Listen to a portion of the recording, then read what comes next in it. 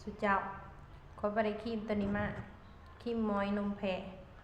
ขอยเอามาวานนี้ขอยสั่งมาลองทำอิฐวานนี้ล่ะขอยใส่คืนนี้แต่ว่าบ่ได้เฮ็ดคลิปเนาะรู้สึกว่ามันโอเคจ้ะเพราะว่าเขาเจ้าโฆษณามันเป็นครีมนมที่ว่าให้ความชุ่มชื้น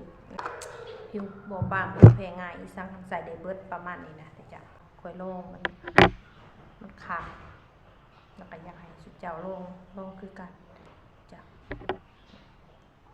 ปุกคือปุกใหญ่แห้งอย่าบ่ไงปุกมันแล้วก็ลายแห้งเนาะกันเทียบใส่ม้อยตลาดตัวเป็นซองนะเบิดไว้ข้อยก็ใส่แบบนั้นแหละแต่ว่าข้อยเห็นตัวนี้มันปุกใหญ่แล้วข้อยก็อยากไล่หนึ่งมันเป็นนมแพะนมแกะนะแล้วข้อยก็เป็นคนผิวแห้งข้อยก็เลยลองมาแล้วข้อยสิทาให้เจ้าเบิ่งแต่ว่ากลางคืนข้อยสิโบกนาโบกหน้าก็บ่เป็นหยังเจ้ารูปไปรูปมาแล้วว่าแบบโบกคือจะโฆษณาตัวเขาเจ้าขายหั่นแหละข้อยก็เฮ็ดแบบนั้นโบกไปโบกมาแล้วมันแตกเป็นหนาแต่ว่าอันนี้มันเป็นกลางเว้นข้อยสิใส่แบบใส่น้อยนึงเจ้าใส่หลายก็ข้อยยังสิบำรุงครีมตัวอื่นนะก็ว่า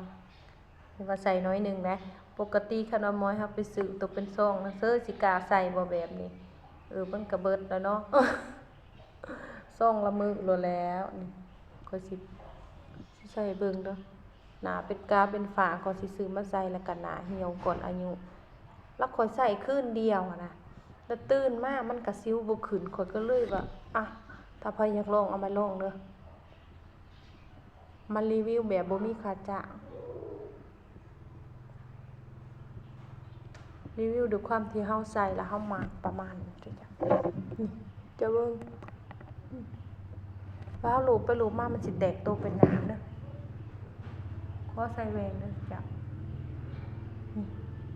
มันเริ่มเป็นน้ำเห็นบ่เริ่มเป็นน้ำแล้วหมักไว้ให้จ้ะว้าวใส่ปุ๊บหน้านุ่มปั๊บลูกหน้านุ่มอีหลีหมักใส่คอใส่ยังคอกระเที่ยวเนาะใส่ล้างมือใส่แข้งใส่ขาโอเคจะใส่ได้บางทีนี่มันย่อยมากสิความว่าเพิ่นเป็นน้ำเพิ่นย่อยนี่แล้วเฮาสิดูจนน้ำมันแตกโตเบิดเนาะจากที่ลูบไปลูบมา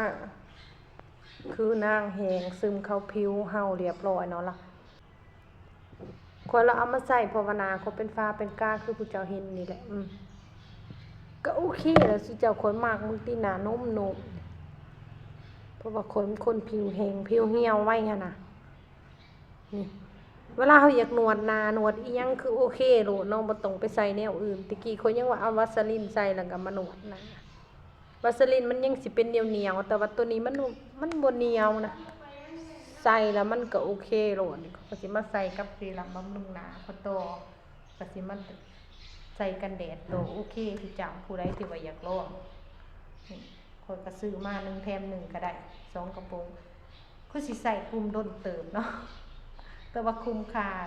คือสิได้รายเดือนเติบเพราะกระปุกใหญ่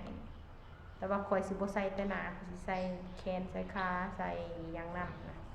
มองใดที่มันเหี่ยวคือมือเนาะข่อยล้างมือเหี่ยวมาแต่น้อยเพราะว่าสิใส่เนาะของแข็งประมาณ